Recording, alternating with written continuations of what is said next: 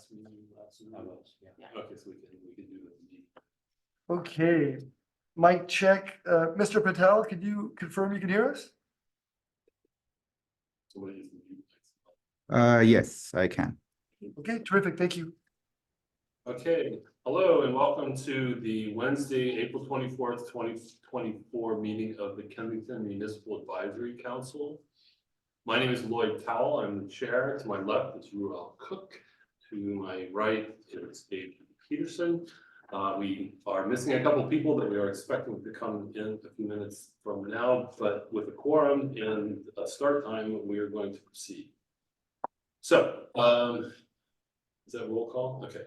Citizens' comments. If you're attending either remotely or in person and have something to say that is not related to a specific agenda item, now's your chance to say something.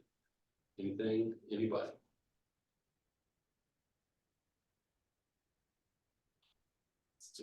All right, so I have something to say, and it's more of an update to an agenda item that's on the agenda and then had to be removed. And this relates to 215 Yale, which the board did hear last month in March. We thought it was going to be heard again today. In fact, we've even circulated a first version of the agenda and had notified the neighbors in accordance with KMAC practices, only to find out a couple of days later that the plans for 215 Yale are currently incomplete and that the county planning department had received some communication from the applicant that relates to information, but that they were anticipating receiving amended drawings and therefore that the 215 from the agenda for tonight's meeting to be placed back on the agenda at a date to be determined, which means we are not saying that it's going to be heard in May. We just haven't heard.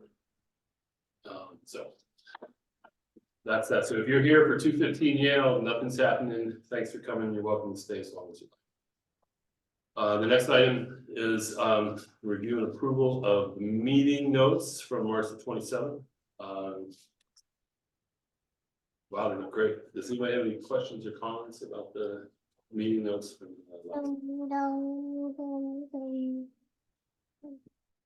Perfect.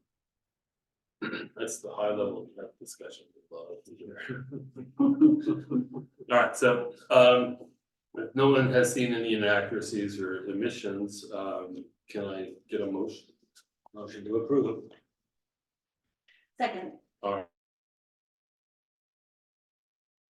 Hey. All right, good job. Thank you very much. Moving on. Now we're pleased to welcome the Contra Costa County Office of Emergency Services.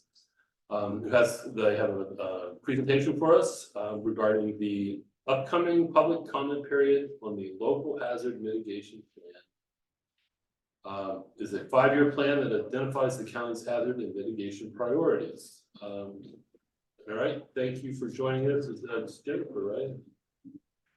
Yeah, Jennifer, are you our presenter? I think it might be Rick Kovar.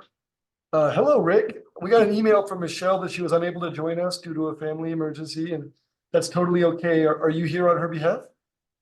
Yeah, so again, thanks for having us. My name is Rick Kovar. I'm the Office of Emergency Services Manager for Contra Costa County.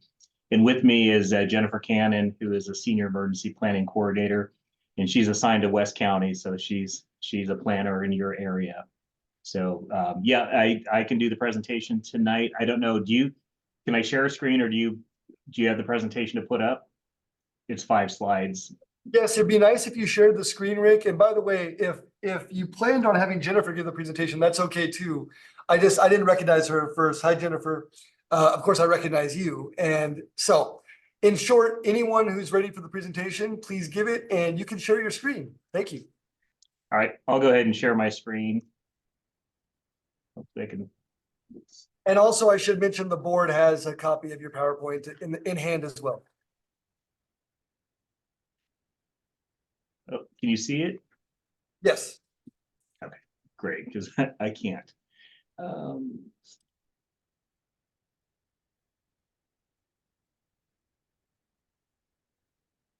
All right, I'm gonna assume you can see the screen. I can't see the presentation from where I'm at. Does it say presentation overview? Yes. All right, so sorry about that technology. Do appreciate the opportunity to come speak to the board and to Kensington community. As mentioned and what's in the agenda, we are presenting the local hazard mitigation plan. This is a 5-year plan that we're required as well. We opt in as a county to have a local hazard mitigation plan, and we do this in a multi-jurisdictional perspective. So not only is the county involved in this, but we have 16 cities in 24 or 25 special districts that have annexes to this plan, and that includes Kensington Fire, El Cerrito Kensington Fire, and Kensington Police Department have separate annexes as part of this plan. There's a Part 1 is an overview and overall county plan, and then each of our partners have specific annexes. As part of developing this plan and updating it, FEMA requires us to take this plan and share it with the public and request public review and comments. And so we are in that comment period that opened up April 22nd and will close May 31st. So we're going to talk a little bit about the plan, what this plan does is really identifies our big hazards and threats for the county. And I just want to preface, this plan is not a preparedness or response plan. So it doesn't provide guidance on how to be better prepared for disasters or how to respond to disasters. This is really what we call a pre-disaster plan, where we identify threats, and then with an approved plan, it allows us to seek pre-disaster mitigation funds, and then post-disaster, it also qualifies us for additional disaster mitigation post-disaster. So when we bring this to the public, there's sometimes confusion on what the plan is and does. But this is FEMA wants to make sure that the public has an opportunity to see what we're trying to identify as our big threats and what strategies we're thinking about to try and mitigate those. So you'll see when we give you the information, you'll see the Part 1 as a general overview, county-wide plan. And I would imagine that Kensington will be very interested in the 2 annexes from Kensington Fire and Police. So one of our asks at the end will be to have you, your residents and board look at this and provide us comments. And so we'll have information about that. So before I move on, any questions? All right, so we'll go to what the plan is. So it's a very large process. When you think about 16 cities and 24 special districts, this is a massive plan. We're working with a contractor who's assisting not only us, but our partners in building this plan. We have to update it every 5 years, but because of the fact that disasters are much more impactful and more they're happening more often, FEMA is really changing the way that we have to approach this plan. And so there's a lot more requirements that not only us, but Kensington has to do to meet and get this plan approved.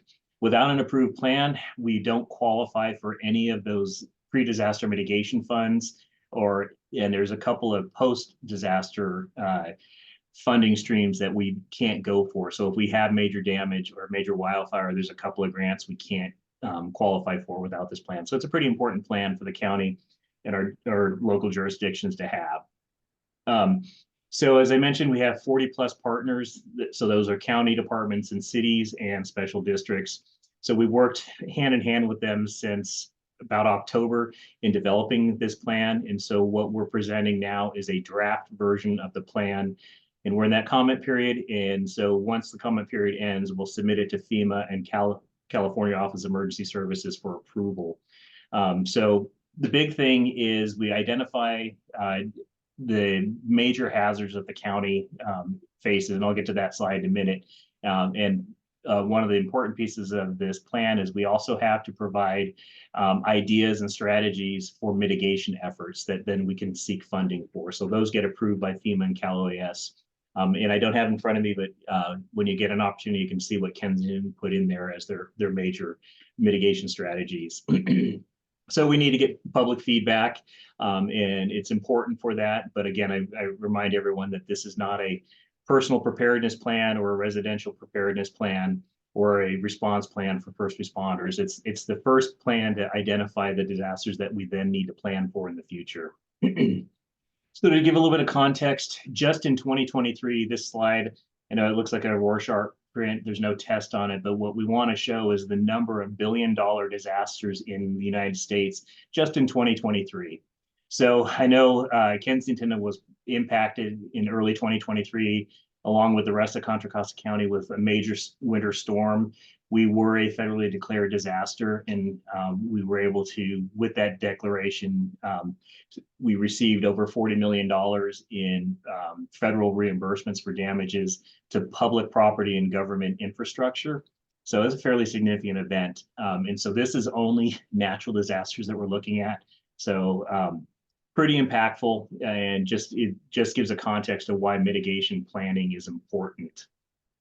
So the meat of the plan, we've identified a number of hazards. There's 21 plus hazards that we know we're at risk for.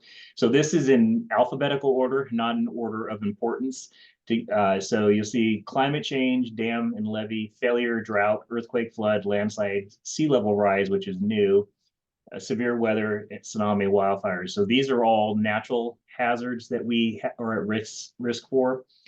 FEMA does not require us to identify man-made or technological hazards, but we felt it was important to have those hand in hand with this plan, because when you hear something that's called a local hazard mitigation plan, you would think that it should include the things that could not necessarily be Mother Nature. So we've added cybersecurity, hazardous materials, utility interruptions, active shooter, and terrorism as our highest level man-made or technological potential impacts. So those are not in order. The high for county, Contra Costa County, the number one threat is earthquakes. It's always been earthquakes. Number two is wildfire. And number three is landslides due to severe rains. So just to tell you a little bit, 5 years ago, wildfires, I think, was our 6th or 7th most at-risk event impact. And we know since 2017, the number of wildfires that have hit California, so that has moved up to number 2 in the risk category. I know that's definitely a large concern for Kensington. So it moving up on the risk scale could potentially allow us to get more mitigation funding. So again, earthquakes number 1, fires number 2, landslides are number 3. Now with Kensington, the 2 jurisdictions, the fire and police annexes, they may have those threats a little bit different. So when I say earthquake, fire, and landslides are 1, 2, and 3, that's for across the county. So Kensington may say wildfires your number 1 risk. So if you see that, it doesn't necessarily change anything. It's just how your local community assess that risk. So with that information, what that allows us to do now is build mitigation strategies. These are basically project plans. We want to reinforce a bridge over San Pablo, or we want to do brush clearing, in Wildcat Canyon. So you'll see when you go through the plan, you'll see these different mitigation strategies. So I don't remember, I know Jennifer, you can jump in. I don't remember how many mitigation strategies we have total in this plan, but it's in the hundreds. And it's more aspirational than it is. Do we think in 5 years, when we have to update the plan, we'll have every one of those mitigation strategies solved? No, but it allows us to at least start developing a strategy to try to minimize those. So that's what the plan does. I just want to take 2 minutes to get on a soapbox. I told you that we're not talking about personal preparedness, but I think anytime Office of Emergency Services gets in front of the public, we do want to remind our public that all disasters are local. They start in your neighborhood, they start at your house. So it's really important that again we speak to what can you do to be better prepared. So we know that fire, we know that landslides, we know that earthquakes are a number 1 risk.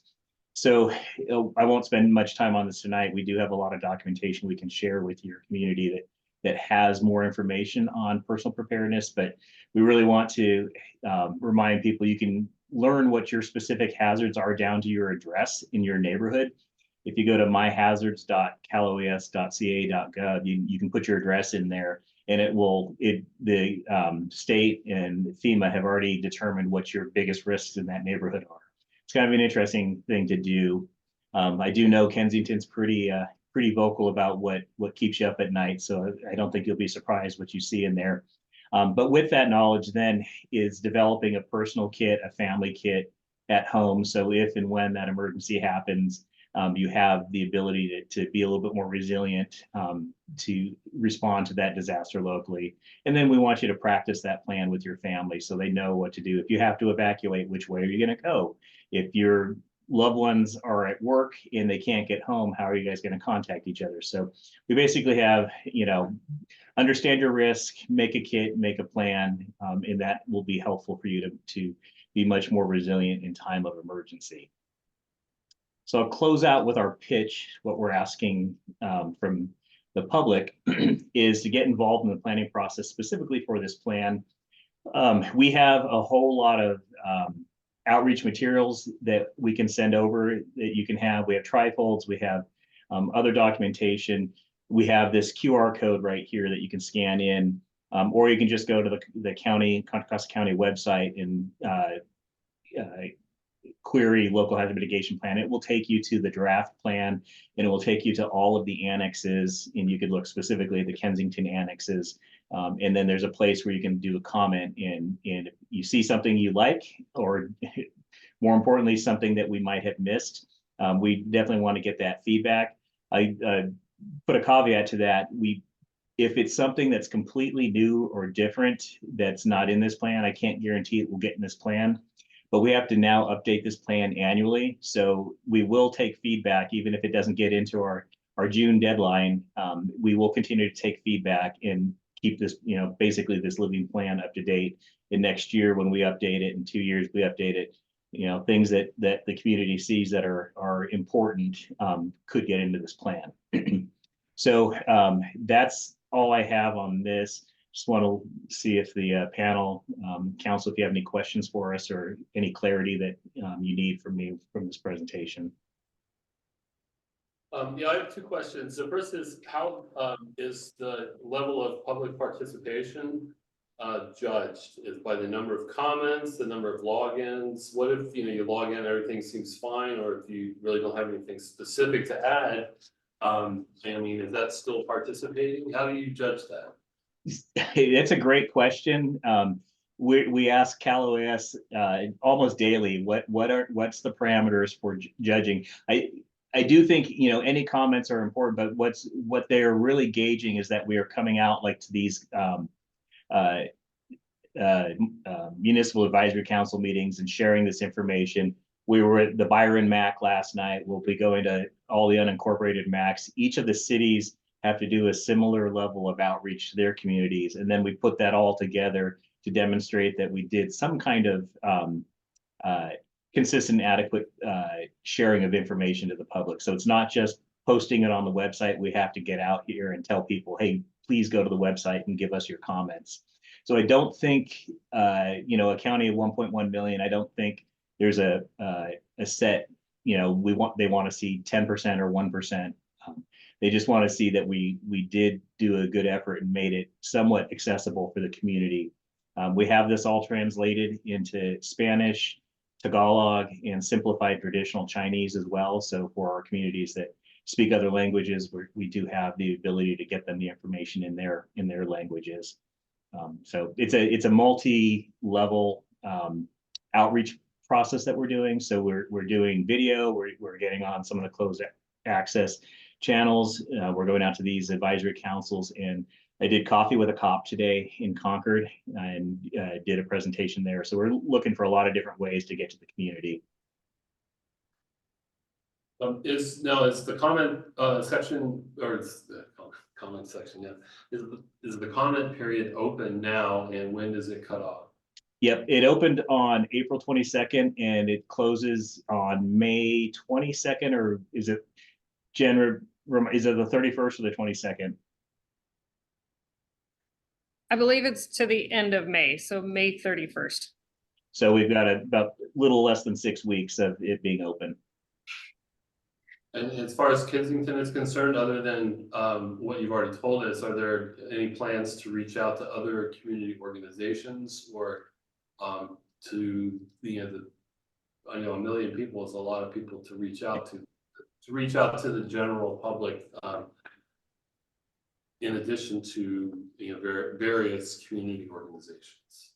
Yeah, so we're working with the county health services department and our employment and human services, which is social services. And so they have outreach navigators that go to different communities, to do medical assessments and with social services also different, like foods programs and things. And so we're partnering with them. They're taking the message to those places. We're looking at, going to farmers markets, the county fair, and a couple other places like that. And then each of the cities have their own strategies that we've provided them the documents and then asking them to push out to their specific communities. Thank you. Anybody else? Thanks. Yeah. I can go to the website and read, but would you want to high level highlight anything that's being done in Kensington or in the county for a landslide remediation? I could dig through the documentation to those specific areas, but I think I don't want to speak for Kensington Fire or Kensington Police who put that together for them. I can speak high level to some of the county mitigation strategies, but specifically to Kensington, I don't have that level of granularity. But their annexes are on our website, so you can go in there and see what they put in there for your community. Thank you. All right, anybody? No, please. All right. Well, thanks very much. Sure. Hey, Go ahead, Jen. can you go to the next slide? Oh, you want to say thank you? I do want to say thank you. We appreciate being able to come and present this information to you guys. But if there are follow-up questions, this email address comes to both Rick and myself. So if there's any way you guys could do more outreach and we can get some flyers to you to support that, that would be great. Shoot us an email. I think our office line is on the website as well. If you just want to give us a call, we're willing to do what we can to get this plan out to the community. So thank you, everybody.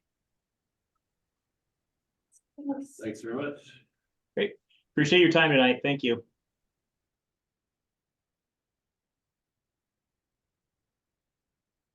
All right, let's move on.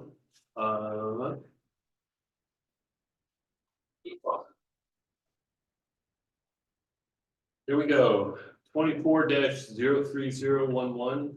The address is 2 Highland Boulevard. The applicant seeks approval of the Kensington Design Review development plan to add a new roof deck and a new Juliet balcony, replacing previously demolished roof deck. This is pursuant to a public hearing requested, etc. and so forth. So is anyone here for 2 Highland Boulevard? Yeah, come on up. Take the floor and just tell us all about it. Sure thing. Just give me a moment to get set up here.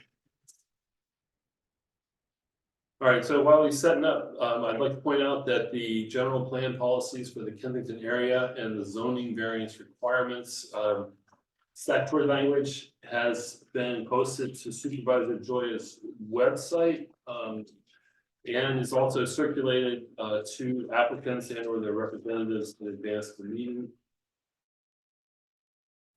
We used to read the whole thing out loud, but we're not going to do that.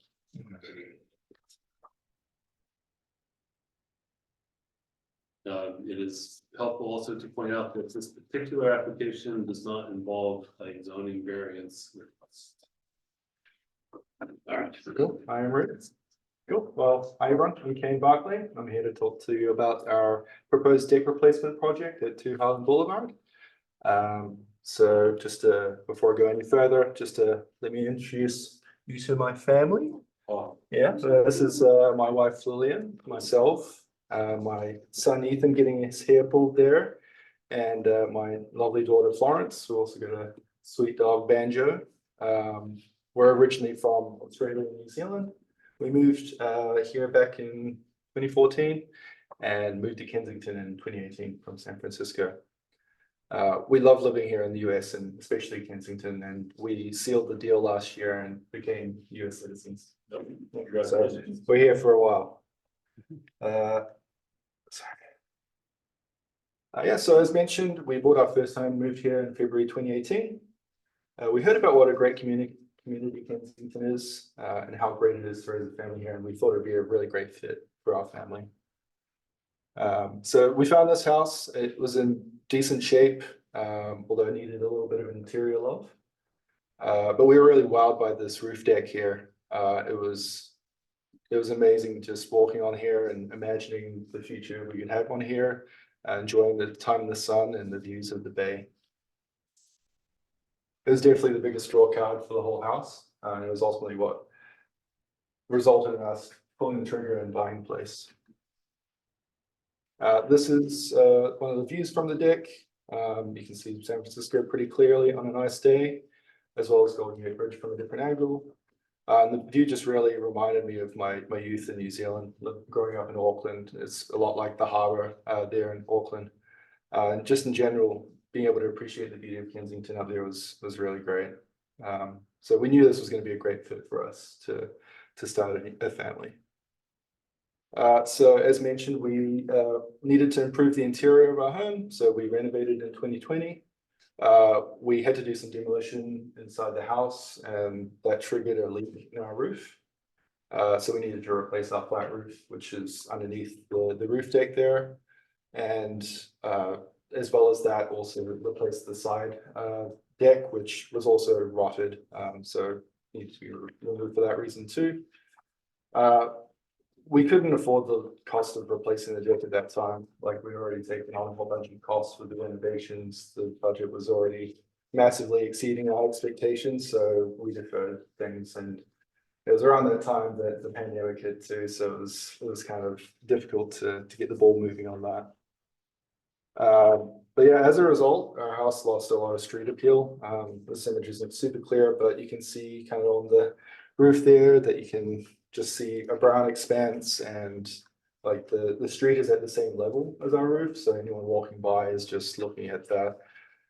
So yeah, it's a pretty big eyesore for people up on the street, and our property value has obviously taken a hit as a result of losing this, so we'd like to restore that. Additionally, we have a bit of a safety concern as well. We have these two sliding doors coming out of our master bedroom that just go out onto a roof with a railing. With two young ones, it's kind of a concern for us. We really want to address the safety concerns. Yeah, so that brings me to the deck replacement. So as mentioned, it took us a bit longer to finance the project than we'd hoped. The pandemic made it difficult for us, as well as many families, to make progress on goals, and there was just a lot of general uncertainty around the economy, and both in the industry and personally. So we deferred the project, but now 4 years have passed, the pandemic's over, and we're ready to replace it. Oh my god, the contrast is pretty well, that's not so bad. Okay, from up here it's like white. It's good. Yeah. So here's a mock-up of what the proposed deck replacement would look like. You can see the Juliet balcony there on the left. Originally, that's where there was a deck. Originally, we were thinking of putting a deck in there again, but we learned that we'd require a variance due to being within the setback with our neighbor Hamang down the hill. So instead, we decided to put in place a Juliet balcony here to conform with regulations, minimize complexity, and avoid inconveniencing our neighbor. Compared to the old deck, this is a lot smaller. It used to come all the way out to the edge here. So it's overall just a much smaller extent there. And this deck is only accessible through the master bedroom. That's the upper floor there. And so it's really intended just for family. Which brings me to why we're here today.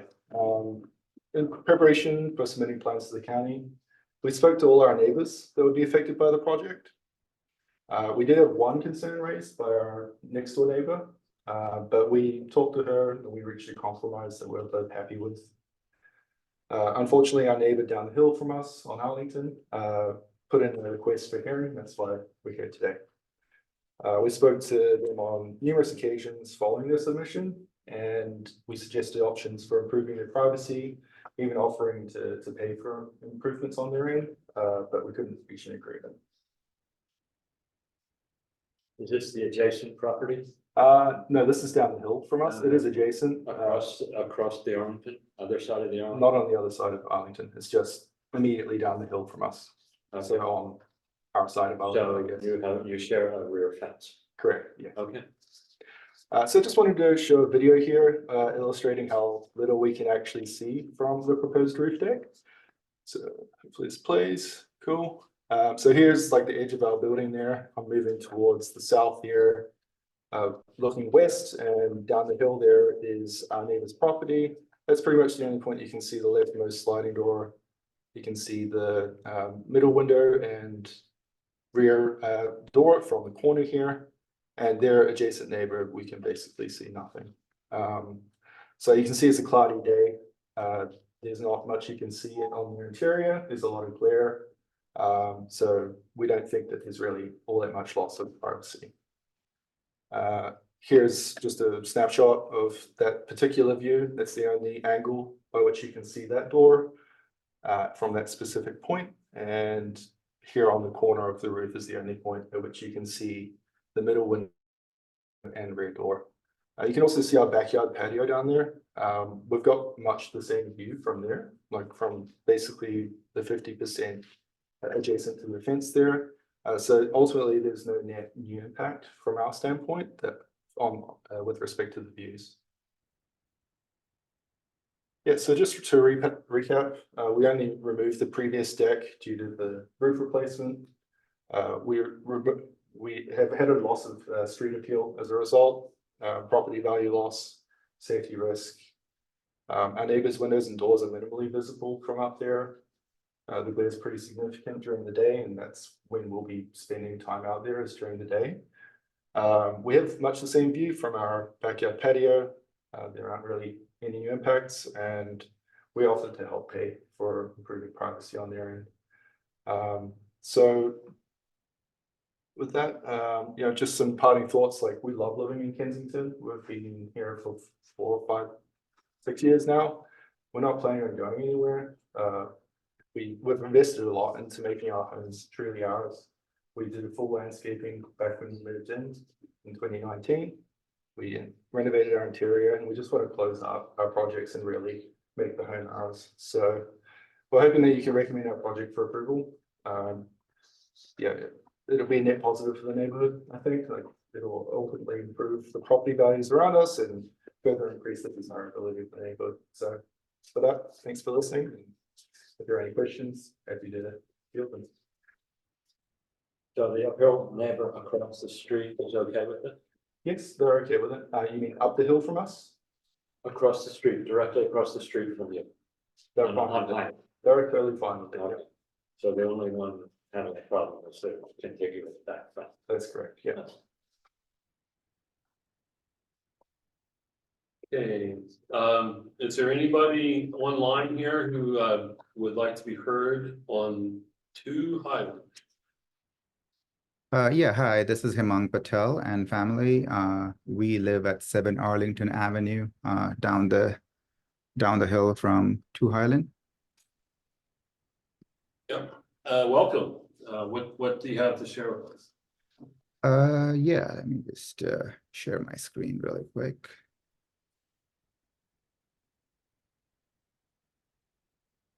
Oops.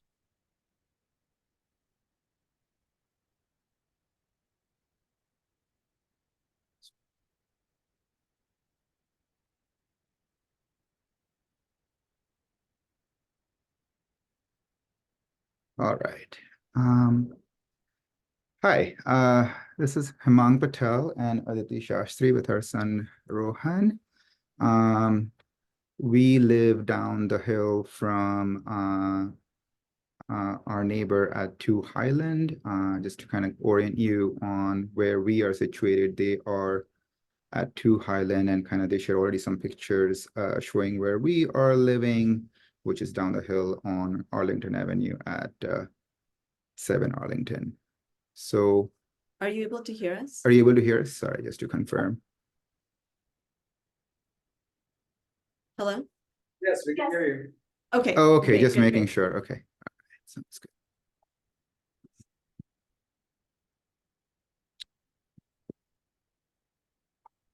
Awesome.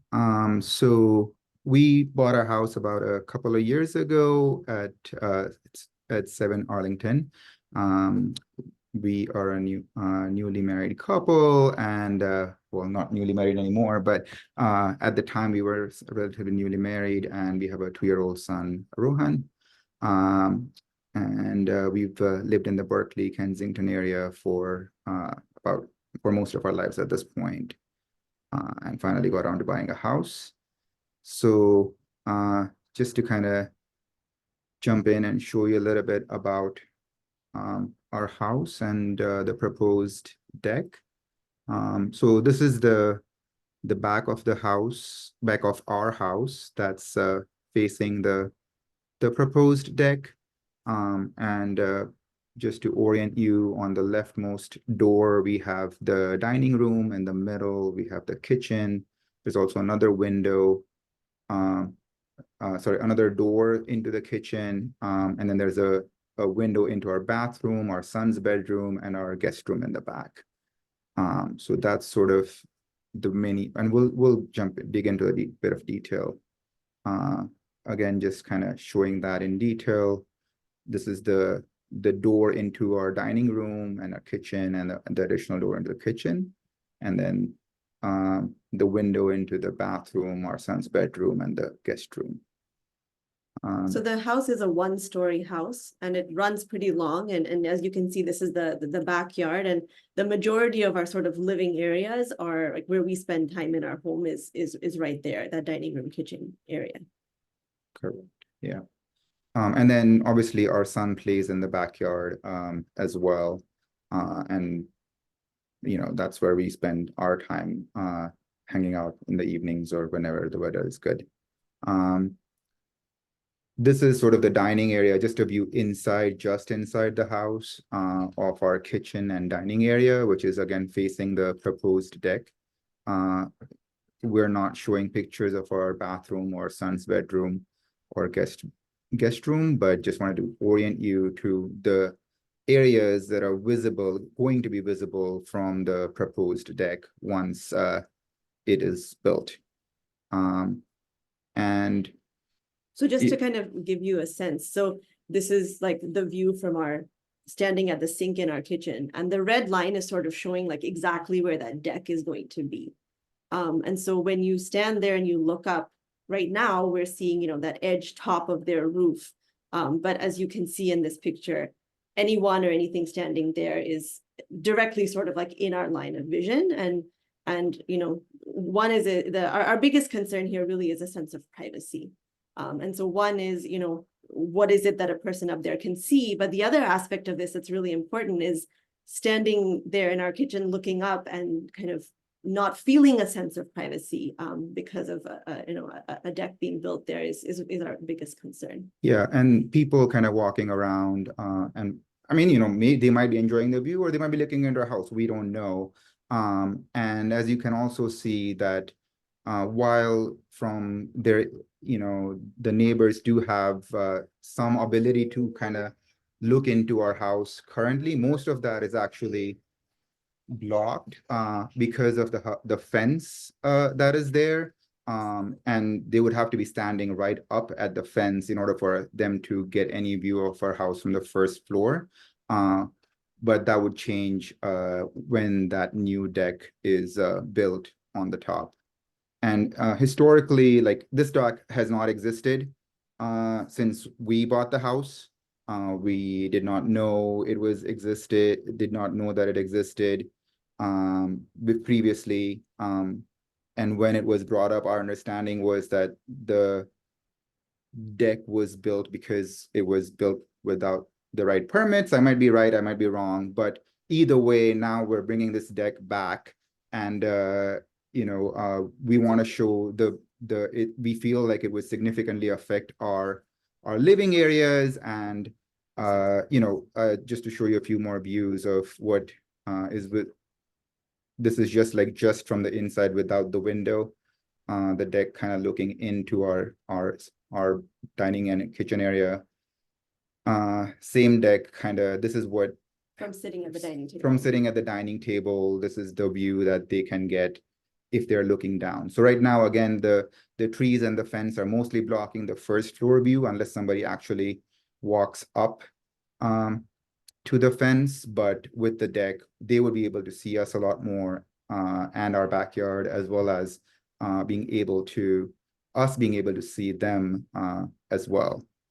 And then lastly, this is kind of just to orient you on the house. This is the view from this window in the corner, which faces their bedroom, and where the Juliet balcony was proposed. And it's entirely blocked by this tree. There's a tree on our side, there's a tree on their side. So this view is significantly obstructed, while the views that would be introduced from the new deck, which would be mostly unobstructed from our perspective. Now, you can always take pictures from different angles, but looking out at the deck from our kitchen, or looking out at the deck from our dining room, this is what we're seeing. So what we imagine is they can see the same things from the deck if it was built. And it just we have a 2-year-old son, and it just would affect our experience of living in our house very significantly. This is why we kind of talked to them a few times, but we couldn't come to an agreement, and therefore we decided to bring the matter to this council, because we felt like our privacy would be significantly violated. Of course, they would want the views to be added, and we felt like this is a issue that perhaps should be settled in the best way possible, according to the Kensington and what it allows and what it doesn't allow. And then just to add, I think I did hear our neighbor mention that they had discussed and offered compromise and helping to share costs for improvements. Just to be specific, the thing that they had suggested is that that they would share the cost to tint our windows so that one couldn't see from the outside in. I appreciate the thought into, kind of thinking about how we can come to a compromise here, but that suggestion just isn't an option for us. And I hope you all can imagine that we would want to be able to be in our own backyard and look into our own house. If our children are playing in our backyard, to be able to see us standing inside the kitchen. I mean, that's one of the benefits of our home being this one story with a long backyard that extends and gives us views into our rooms, is that we can have that visibility. And it just is not really an option to make our windows tinted and to lose our own view into our home from our backyard, so that it can allow for a balcony for our neighbor. So, and in the past, we have cooperated with our neighbors. They have a view from almost all of their areas, so including their cutting back our tree their living room, their bedrooms, both first and second floor, as well as their backyard.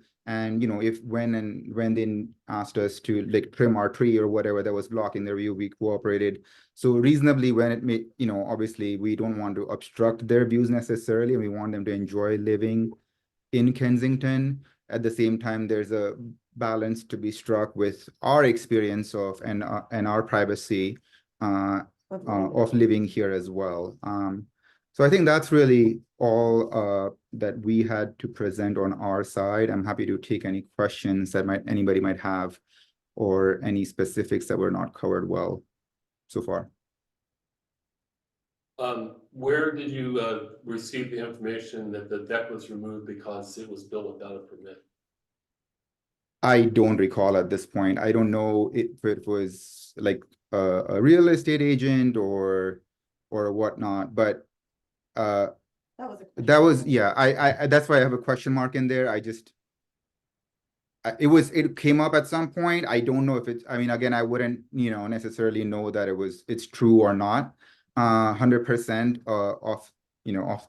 Yeah, we're not saying that it was, that was a question in our mind because we were recalling that somehow that had come up. Come up Whether in that our was conversation, with yeah. the neighbor or yeah. regarding the deck. And so that's a question we're posing. It's Yeah. not a statement we're making or Yeah. something we're trying to imply by any means.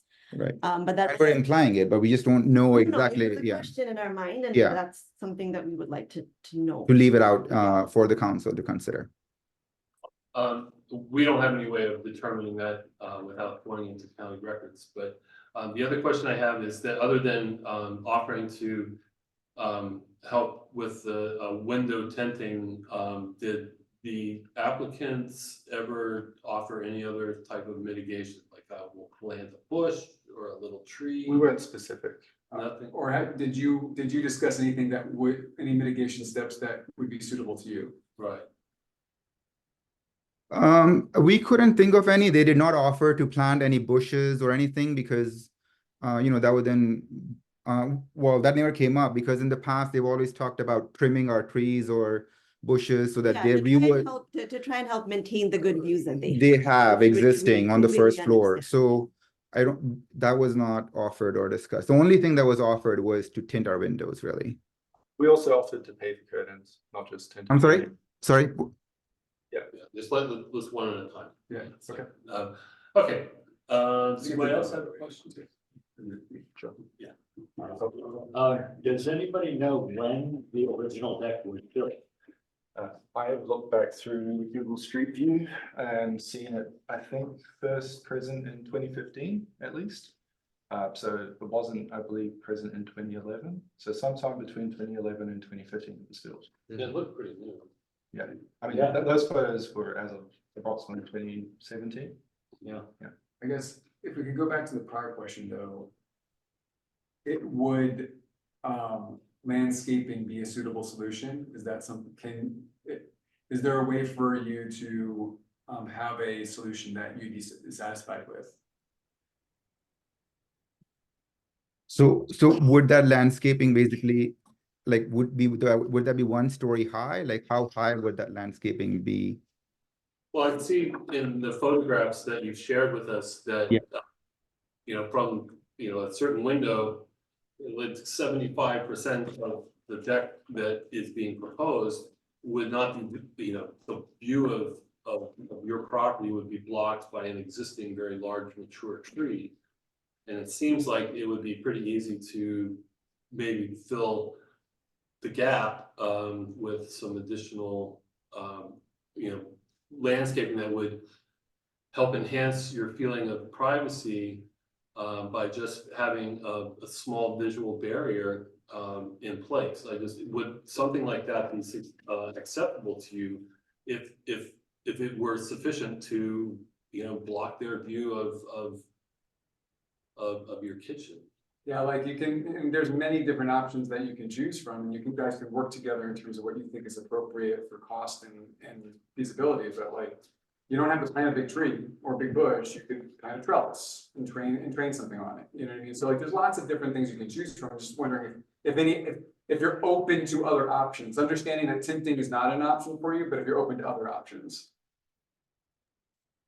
Yeah, I mean, I guess like if it was sufficiently high, right? Like, so, but, sufficiently high would then block their view in the living room and possibly some of their backyard. So, is that something that they're willing to consider, We didn't even think about that because, I mean, Our assumption about the purpose of a deck, a part of it would be to have a view. So additional views, we'll have as opposed to remove their existing views. So if it was sufficiently high, yes. I mean, there's no reason for us to, like, if they can't look into our yard and if the tree is like as high as like, as mature. as mature as where I mean, it significantly blocks the view of our yard. And, from our perspective, we think it's a lot more. Like, this picture shows that it's a decent length, at least half, if not, whatever that length is. Like, if hedging blocks that view, then sure. I mean, we would have to consider that. But it would have to be sufficiently high that it actually does block the view. I'll be able to share a photo that kind of illustrates what our view is from that point. Because We gonna do one than the other, or we're just gonna? I mean, I don't mind, I just wanted. it's on the specific topics, I just wanted to. I'm okay, like, support it. Okay. are you okay, are you guys okay stopping and share so you can show from their perspective, so like maybe we can come to resolution quickly? Sure. Okay. 1 second. Yeah, so I took a photo including the sky from that specific point in between, like from the patio. We don't really have much of a view here. Like you can see this is their tree within their backyard, which is in the corner of their yard. That really limits a lot of what we can see already from this point. So this is not really anything that we're interested in saving with respect to views. Now, on the other hand, on this left of this tree over here, like we've worked with the neighbor in the past to trim that tree, and I think him and we've had pretty good success at reaching a compromise there. I don't think that's in scope for like the views for the deck. It's really just this one location here. So this is the lower level of the patio, right? Yeah, exactly. So, Hedgerow. The camera is on top of the fence right here? yeah, so that's the fence line. There. So you're right up at the. Not really. This is maybe like 3 feet back from the fence. So you're Okay. losing a rooftop view, Yeah, basically. okay. Like we're not really losing much by putting some type of privacy screen here. So it seems that, like, I don't know if we have to give you your solution tonight, but it seems that there are some other options. It seems that, you know, the homeowner looking to make the changes is open to other options that might meet your satisfaction. And we've opened up the fact that it can be things other than tinting. It can be things that can be more view obstructing because there really isn't a view that's going to be obstructed that they're valuing. So just to clarify, this picture is from the top of the current fence, but the deck is a whole story above that, correct? Because Or half a story. or at least half a story above that, correct? So anything we're talking about that would be helpful for us would be, you know, a tree or whatnot that actually is a quite high, right? Like equally mature to the one next. It's to it, blocking for the view example. from the deck, The looking deck, into our right? Like, yard. So we then have- that would block their view from their dining room, or I don't know One what's the, second. yeah. But it's also blocking the view from the deck, right? right. So that would be something that could work, but yes, it would obstruct a view from their deck, because if you're standing at the deck, then you can see inside our home. I think that's the crux of the issue, right? Can you please put up the picture of from your deck, or from where your deck leads from your roof? Yeah, sure. 1 second. I pronounced your name correctly, right? Kane. I don't Kane, know if you okay, said that. Yeah, so I will share my screen. Yeah, so like it's not actually going to obstruct the view that much if we build a trellis at this point here, maybe like 4 feet Is tall. that bush growing taller? This camellia, we've had it for the whole time we've lived there, and it's not really growing. Kind of much taller. slacker? All right. well, Yeah. I mean, I'm just saying, it seems like to me, and this is just commentary more than a question, that, you know, a well-placed something that doesn't grow to the sky could still, sort of block off for privacy purposes without interfering with, you know, the bay view, that's what people pay for, from the roof deck. And it seems obvious to me, and I don't live there, and I haven't been privy to all of your conversations, but it just seems to me. Yeah, it seems like something like you can plant a large, like a tall growing bush or a tree, or you could, like, if there's concern on your family side that you don't want something that could potentially grow super high, a trellis, that because that means that there's limitations in terms of how high it can go. So like there's some options here potentially for greenery that would give you complete privacy, it seems. Yeah, I mean, we certainly, if there's no opposition to have, basically, let's just say that tree height, whatever that tree is visible on the left, right? Or maybe a little bit less than that, but basically our rooftop and, you know, extending out to the other tree. And, you know, if we can do that, then yeah, certainly Yeah, we I will be mean- open to that option. Okay. All right, so what we're gonna do, close, after everyone's been heard to the extent that they feel that they should be, our normal practice is to close commentary from everyone and have a sort of an internal discussion, which will be right here on the record. At this point, we would take any more comments or questions. So if you have anything else that you haven't already said, now's the time to share it. You don't need to go back over stuff you've already said. So what would be the next steps here, just so that we understand, like basically we don't want to agree to some, like making changes or accepting their changes unless like, We you see. know, we're comfortable with the height that is being proposed. So, you know, but we also want to understand what are the next steps, like when do we hear your decision, you know, what opportunity do we have to, who do we discuss the next steps with, those sorts of things. If the decision, we would make a decision tonight. And then if you are dissatisfied or if the applicant is dissatisfied with the decision that we make, then there's an appeal process to the county planning department and theoretically all the way up to the board of supervisors. Oh, who does that? Zoning, right. So yeah, this is, we don't have the final say, and we don't also have the authority to order specific changes to plans. We basically are limited to recommending approval or denial based on what's been given to us by the county planning department. Got it. But anyway, let's talk, and then please stay tuned, and then we'll see where we're going. Does anybody else who's on have any comments? I see that like we have Nick on there too. I just don't know. Where... Nick and Nick is my architect. Oh, okay, okay, just making sure, okay. someone in a leather jacket. Yeah. All right. So, From my perspective, is this is gonna be a permitted build, you know, and like they can come to an agreement in terms of something that will honor their privacy. I don't see any reason to prevent the build.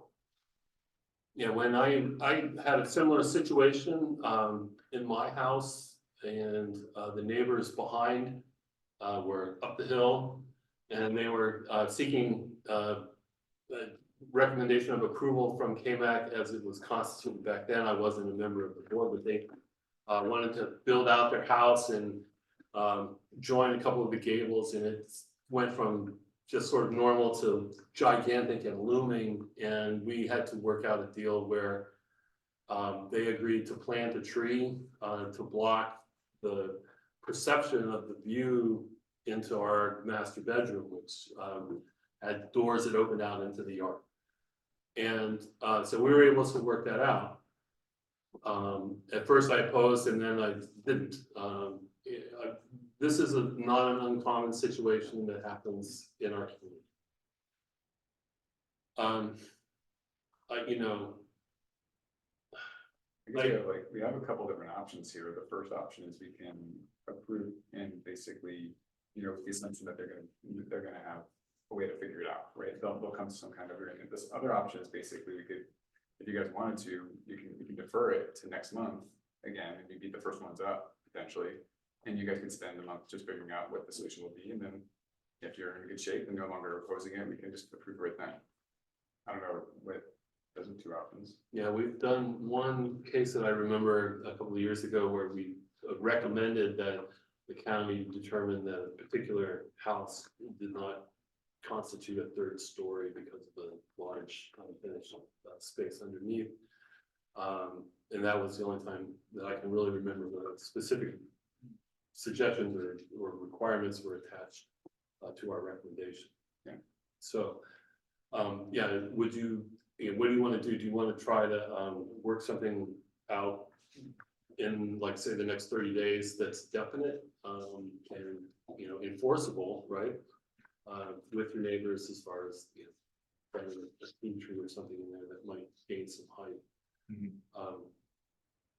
The question I always have is that, given the fact that the deck is there for a view of the bay and the setting sun, Golden Gate Bridge, why is it that everyone always thinks that the neighbors are going to look down into their house? It's, you know, I don't know. You know, it's a roof deck that used to be there. Yeah, I mean, if I could say that, you know, it is a replacement of an existing, like the building was existing It was there when they bought it, they're replacing it, so it's not like they're doing something brand new that wasn't there before. Except, They're just bringing it back to the level that it was when they bought the house.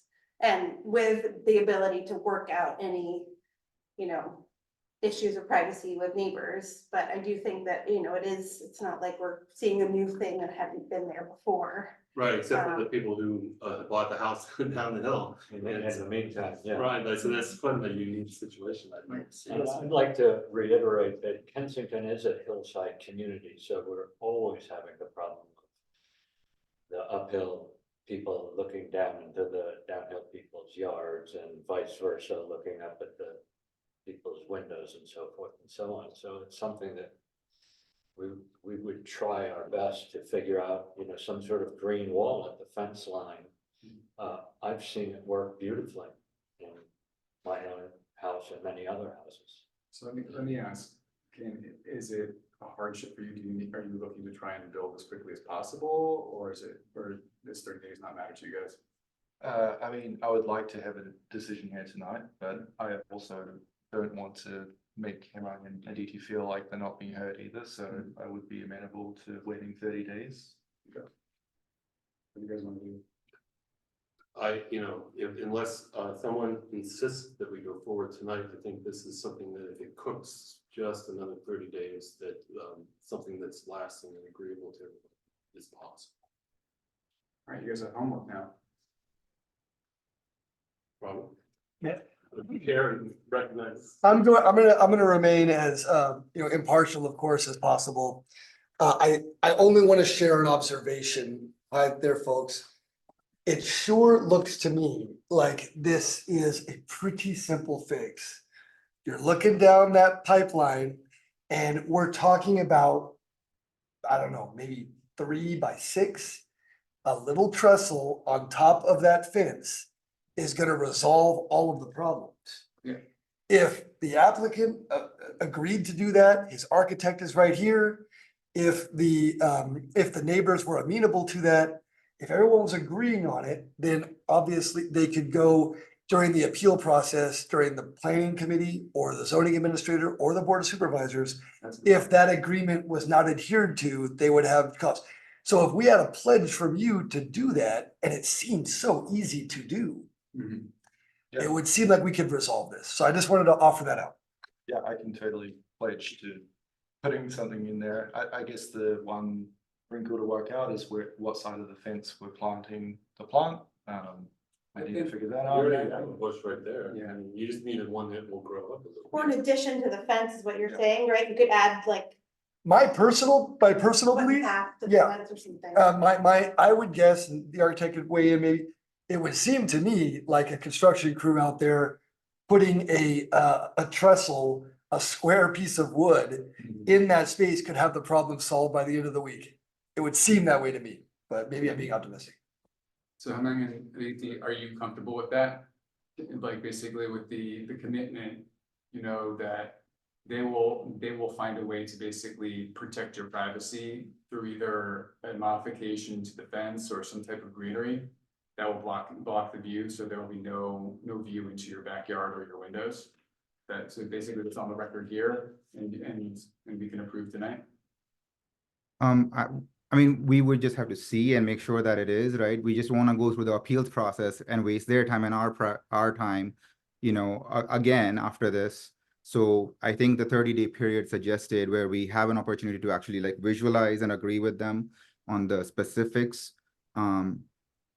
would allow us to concretely say yes, right? Because otherwise, let's say you approve tonight and then we go and talk and they put up some fence, but it's not sufficient for us, then we're back to appeals, which wastes everybody's time more. Yeah, So- I think we're in agreement that I think we're close. I think we're close. I think we're in agreement that yes, there is a solution that can be found to cover that area and that I'm feeling very confident that we can figure that out. Yeah. But I think what would be really, what we would prefer, is sort of what, and our neighbor suggested that they would also be okay with that, is that we just take the next 30 days, figure out a concrete solution to like what that is, whether that is extension of the fence or a trellis or whatever, there's a set plan, and then we just kind of all agree to it and move on.